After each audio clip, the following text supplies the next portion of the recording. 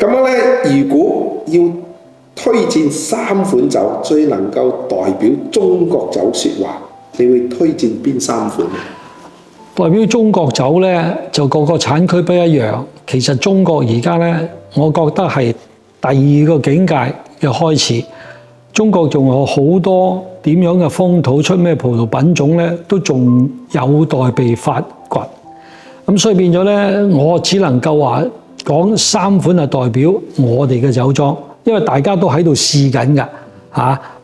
只不過呢，就而家係我哋啲酒呢，譬如話我哋大自然造酒，所以我哋一款酒叫蒙越。呢度嘅地方呢，就係成日月亮未落山，太陽就出嚟，日月同輝，同埋丘處機啊，金庸嗰個全真七子丘處機喺我哋隔離有個丘廟，就佢喺呢度修道嘅。咁啊，丘山就變咗岳飛個岳啦。蒙越歐盟嘅蒙，蒙就日月蒙，即係話喺丘山，我哋將日月放喺個酒杯裏面，蒙越，亦都係等於英文啊 covenant。我哋同大自然嘅 covenant 就係話 nature makes wine and it will help。咁所以咧，蒙越係我哋推薦嘅一款酒。至於點解叫做蒙越，佢有咩特色咧？就係 long story 咁啊。但係咧就第日咧慢慢去解釋，或者如果你真係要品到嗰杯酒，慢慢講解釋。另外我哋咧屠牛嶺咧個酒標咧，亦都係日月同輝，日同月喺埋一齊。初書就係個英國國王酒，好多花香。初書英文叫 whisper， 就係咧風土悄悄話，輕聲細語告訴你我當年嘅表現係點樣嘅。咁所以咧，我哋咧呢度嘅特色咧都一樣係表達係風土。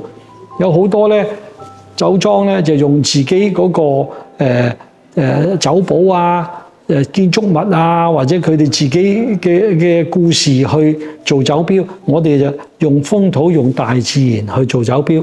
如果你一定要話要代表中國嘅葡萄酒咧，而家好多人話啊馬賽蘭、馬賽蘭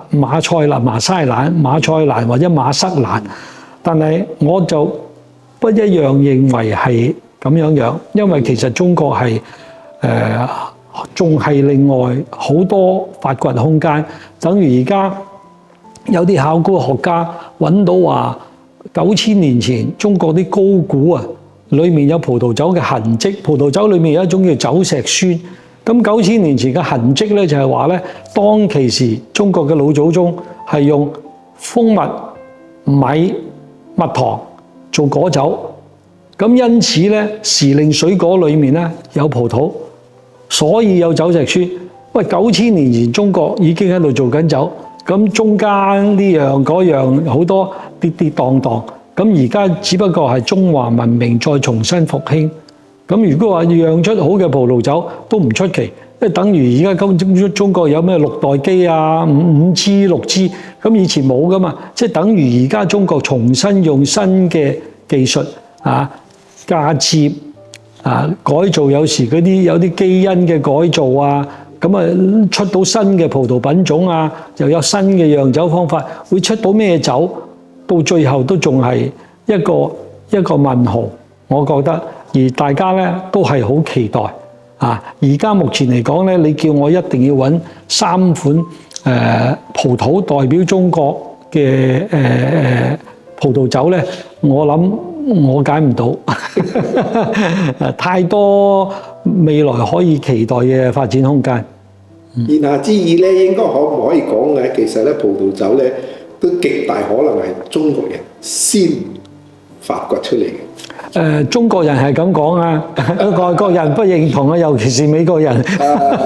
因為而家有啲考古學家就大家喺度話緊，大家公認又今日嘅 Georgia 嗰啲盧子亞、以色列啊、伊朗嗰啲打到甩髀嘅地方啊，就係最早有葡萄酒痕跡。但係而家當然係9000年前中國河南狡湖啊，咁而家你9000年前中國河南狡湖咧，就有啲喺度講緊話，喂，我哋講葡萄酒就種植葡萄酒傳統嘅釀造方法，你做果酒喎唔算數喎。